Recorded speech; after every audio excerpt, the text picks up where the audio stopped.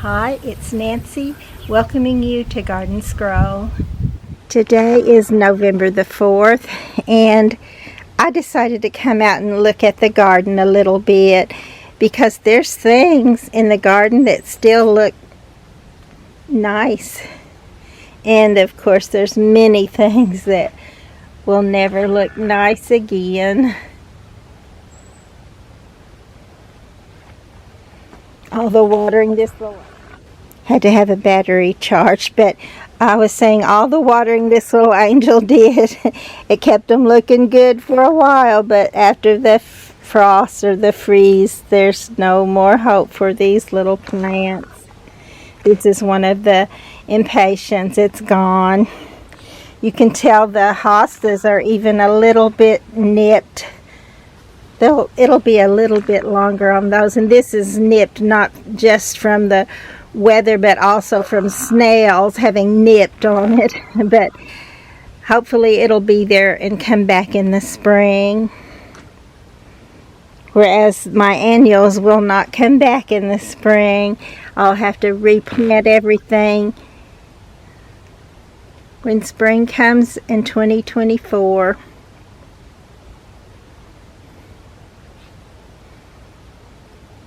And hoping that after a good winter snap, we'll be able to go again. And I see the little profusion zinnias are gone. You can't even tell what color they were anymore. So it's a good thing that I got some of these when I knew what colors I was getting. Not that I would mind to have a little bag of mixed zinnias too if I find the time, but I have got to figure out. I got a new camera that's a point and shoot, and then my sister's camera, I need to figure out some of it, and I have a little, but I have not had time to really get down and figure that out. And that's one reason I didn't choose to get one that takes more skill, because I don't have time for that, and to take care of the garden and all the other things that need to be done. But I do remember what color these little double profusion zinnias were, and I plan on getting me a little bowl right now that I just keep setting out here in the garden somewhere, or actually under the shed. And I'm going to put these in it because these were my yellow double, and these are the only yellow double ones that I think I had, so I'm saving these for sure. And I had several of the pretty orange single ones, but I may take some of these at some point, but not today. I've got to get just the things I need to get done so I can get in. And one other thing I need to do is begin to cook for my sister's Thanksgiving reunion. We all bring food and everybody tries to come. It's the one time a year when we get to see everybody practically. And always, of course, there's always somebody that doesn't get to come, and we always miss them and wish they were there. There, now I have my little yellow double profusion zinnias. And I've got to just do a few things in the garden today, though. I have got to get busy getting stuff ready for our reunion dinner. But too, it's such a beautiful day today. We're past our first really hard cold, and we're just going to check and see what still might be alive in the garden. And I just came inside to put away my little, or to put them on the table and let them dry, the little seeds that I just showed you. But I wanted to show you my tree. I do have my tree up. I get it up early. So when I'm making stuff for our reunion, I can look over and feel the holiday spirit. That's what I think the holidays are all about, you know. And I have all my sisters represented on the tree. I'm seeing this bear right here. That's for my youngest sister. And that rose right there. Well, let me just go ahead and name names. This is for Jetty. This is for Rosie. This is for Kathy. This is for Clara. And the angels are for Christine. This is the one that my pastor's wife gave to me. One of her friends actually made. And I'm back outside in the garden again.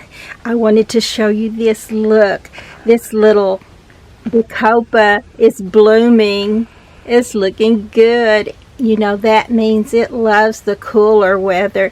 It can handle the cooler weather more than it can that heat, and that's why it just doesn't do well, because we have the heat in the summer. Oh my goodness, do we have the heat. But this is beautiful. I wish it would do this in the summertime. But even though so much is dead, there's still some life, so we'll enjoy it a little bit. It's not the same. It's never the same when the surroundings all around it are all brown and yucky. But I think it'll be worth going around the yard a little bit just to see the things that did survive, and hopefully some of the mums are in that category. Remember when just a few days ago this was beautiful. And as I'm looking at the mums, I'm reminded that I may have to spray again for those green cucumber beetles, or whatever kind of bloom eating beetles those are. Because it being pretty today and these many insects being out, most likely they're hiding out somewhere too. But there is still some beautiful color in the mums, which is also another reason I want to get rid of those insects. I don't have time to be spraying for insects, but some things you just have to prioritize until you can fit them in there. I would say you can make time, but we've already discussed that there's no making time unless God makes it. Looky there.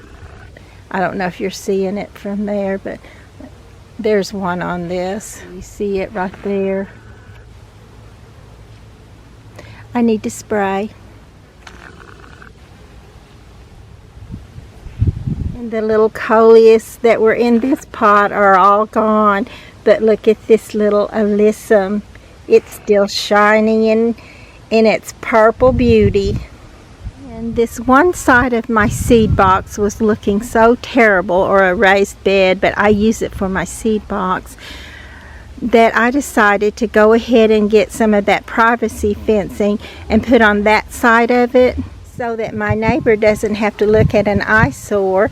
And actually I just feel much better knowing that it looks better than the way it does, where it's kind of half holding on. But it does still work and holds moisture, holds the soil, and the plants grow in it. So I'm going to keep it as long as I can and let it do that. This end is doing fine. That other end kind of fell apart on the end.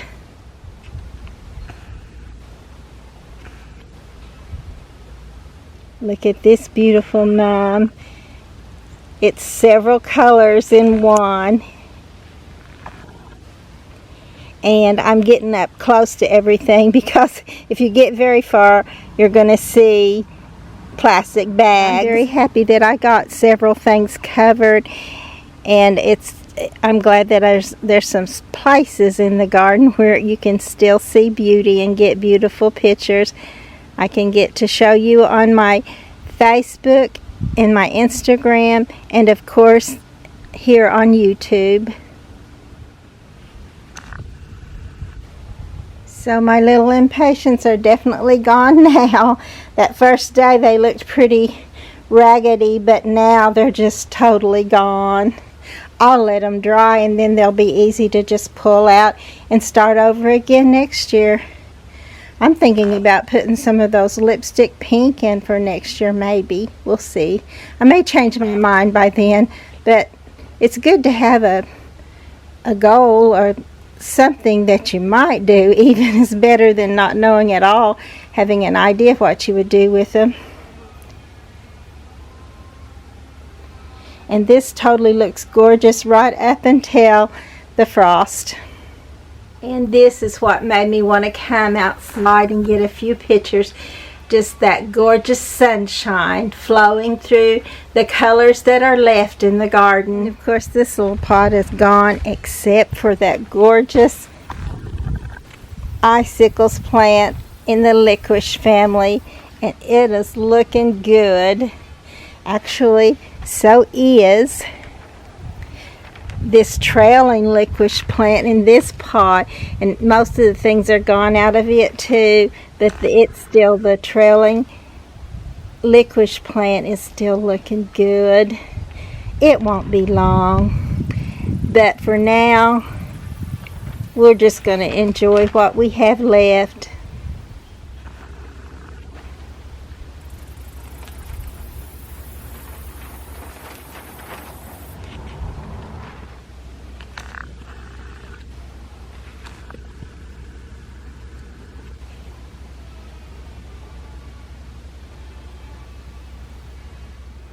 Oh look, the butterflies are out again today too. They're just like me. It's pretty out there. Let's go outside.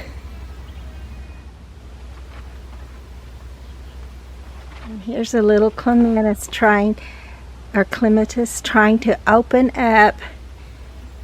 It's thinking the same thing as me and that little butterfly did. Seeing another butterfly, if I can get it for you, and it flew. Let's try again.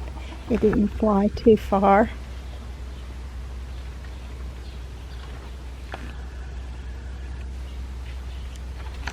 Look at this little beautiful sedum in its fall colors. And this one, we'll just take a before, because before too long, I think it's gonna show some signs of orange. So this little pot, all of its color is gone for sure. Everything else practically. And this little pot, I'm so glad we got to get a wonderful picture of this before it went away. And we'll try again next spring and see what we can get in this pot. Always want it to be bright and beautiful. To represent my brother.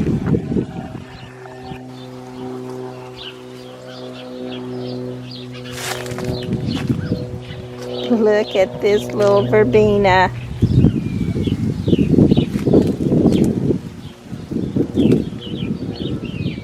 That cold didn't stop it, at least not yet, but it certainly did stop the coleus. I knew they wouldn't handle very cold. They don't even wait till it gets down to 32 before they give it up.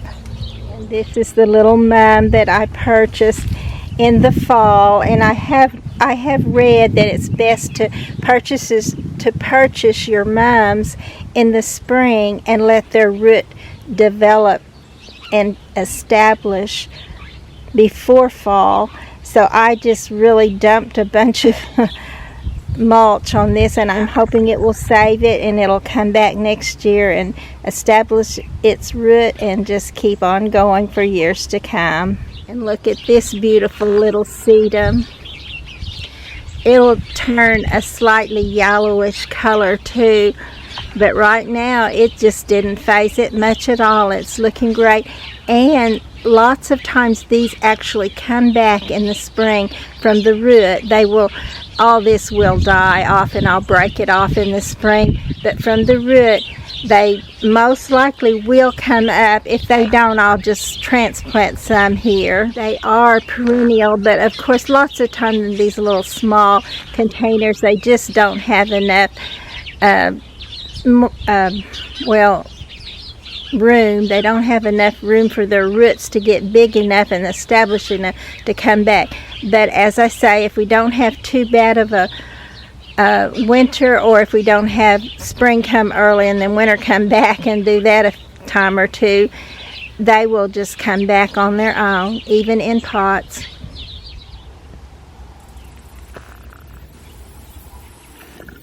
And I often say that these tall phlox, this one is called Laura phlox, but I say that they last until frost, but sometimes they do go away before frost. But this can show you that it definitely can last, little pieces of it, but sometimes even little pieces of bright color do help the garden to look good.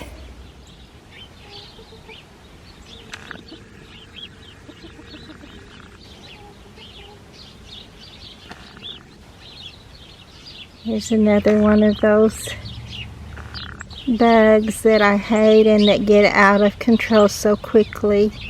They will absolutely take off every petal on the mums and leave nothing but that little yellow button. But I'm hoping to derail that, hopefully even this evening. And look at this little alyssum still trying to shine.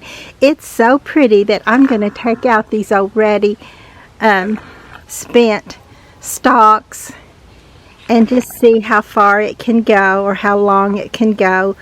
Looking beautiful. Maybe it'll even put on a display of flowers. There, it looks kind of like, well, okay, let's go. And instead it won't be here much longer either, but it is looking good. And of course, the little pansies are saying, oh yes, this is just the kind of weather I like. And everything in this little pot is gone except for that bright purple alyssum. Makes me wish I had more of it. And I actually did plant quite a bit of it, but a lot of it didn't make it through the heat. But the ones that made it through the heat are still trying to shine, even after everything else in their little pot has succumbed to the cold. They're just looking great. This is the back side of that little pot. Doesn't that make you want to plant alyssum? Look, these little double petunias even made it through all that cold. No more pretty bright castor bean. I'll have to cut this off and plant another one for next year. It gave me lots of seed. My little pear tree is looking good right now. And almost all the leaves are off of the weeping willow. The little salvias are pretty much gone too. These are the ones that the hummingbirds love to get ready for their trip on, because they bloom late, and well, they bloom pretty much all summer long and even late until right before frost. And that's about when our little hummingbird left, was about 3, maybe 4 days before our frost came.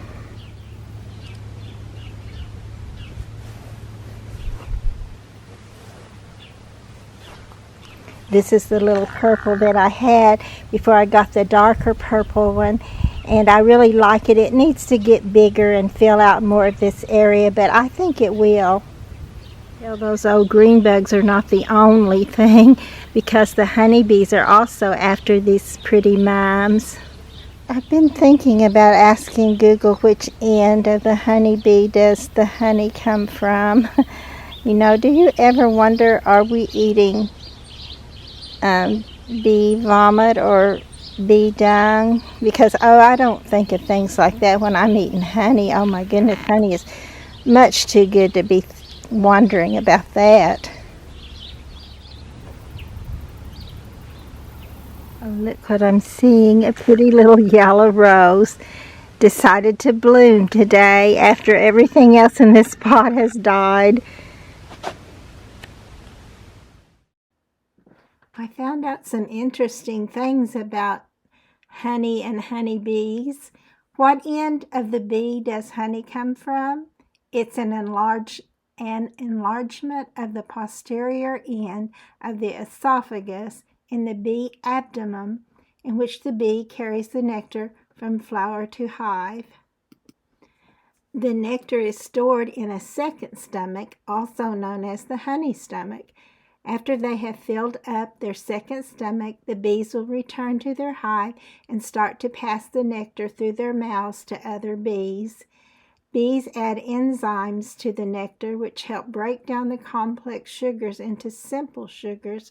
The liquid from the nectar evaporates and becomes honey, which is then stored in the honeycomb cells. Also, I found this interesting. Female honeybees, or worker bees, make all of the decisions in the hive and do all of the work. There are a couple hundred male bees in a hive, but they don't do much but sit around and eat food. They don't even clean up after themselves, which may give a little different meaning when you call someone you love honey. Please be sure to like and to subscribe to the channel.